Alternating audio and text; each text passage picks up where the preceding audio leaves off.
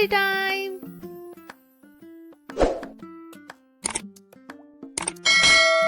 बहुत साल पहले एक राक्षस हुआ करता था जिसका नाम था हिरण्यकश्यप। उसका एक बेटा था प्रहलाद।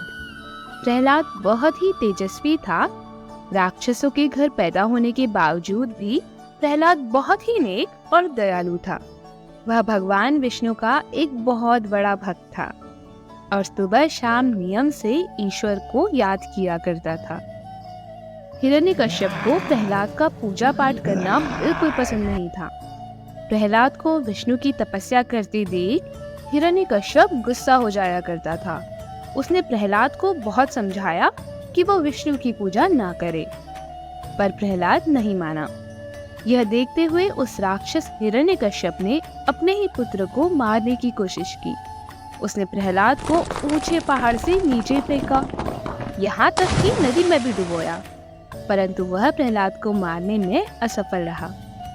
भगवान विष्णु हर बार हिरण्यकश्यप के षड्यंत्र से अपने भक्त प्रहलाद की रक्षा करते रहे और प्रहलाद भगवान विष्णु का आभार मानते हुए उनका जाप करता रहा।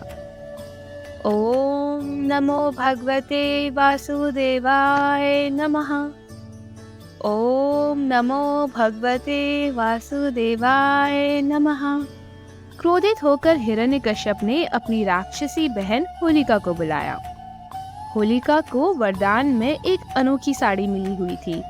इस साड़ी पर आग का कोई असर नहीं होता था। इस चमत्कारी साड़ी को पहनने से आग होलिका को जला नहीं सकती थी। हिरण्यकश्यप ने होलिका से कहा, होलिका, मैं चाहता हूँ तुम प्रहलाद को गोद में बैठाकर जलती चिता में बैठो।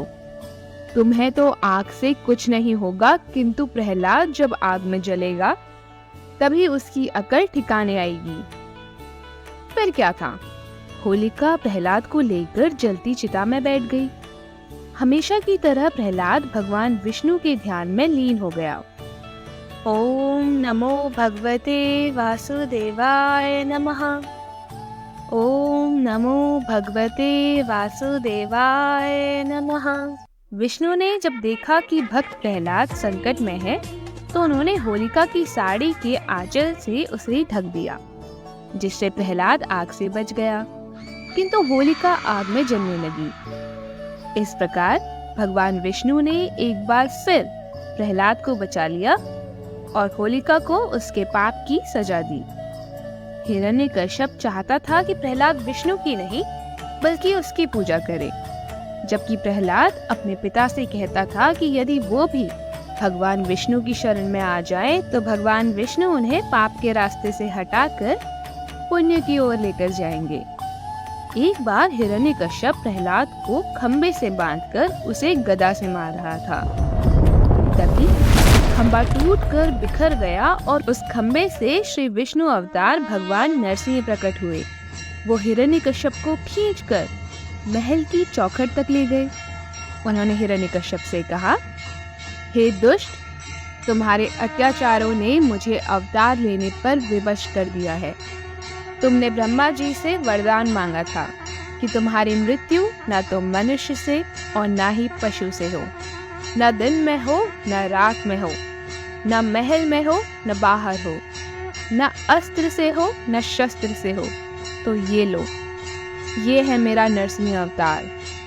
ना तो मैं मनुष्य हूँ और ना ही पशु। अभी ना दिन है ना ही रात। तुम महल के ना ही अंदर हो ना ही बाहर, और ये देखो, ऐसे होगी तुम्हारी मृत्यु। इतना कहकर भगवान नरसिंह ने अपने नाखूनों से हिरण्यकश्यप की छाती चीर दी। इस प्रकार हिरण्यकश्यप की मृत्यु हुई और पृथ्वी लोक को उस अत्याचारी राक्षस से मुक्ति मिली। देखा आपने, भक्त प्रहलाद ने कैसे सच्ची निष्ठा और धैर्य से ईश्वर की आराधना करी, जिससे प्रसन्न होकर ईश्वर को भी हर बार अपने भक्त की मदद के लिए आना ही पड़ा। तो ये थी आज की कहानी। उम्मीद करते हैं कि ये कहानी आपको पसंद आई होगी और इस कहानी को आप सबके साथ शेयर करेंगे। मिलते हैं आपसे अगली कहानी के साथ।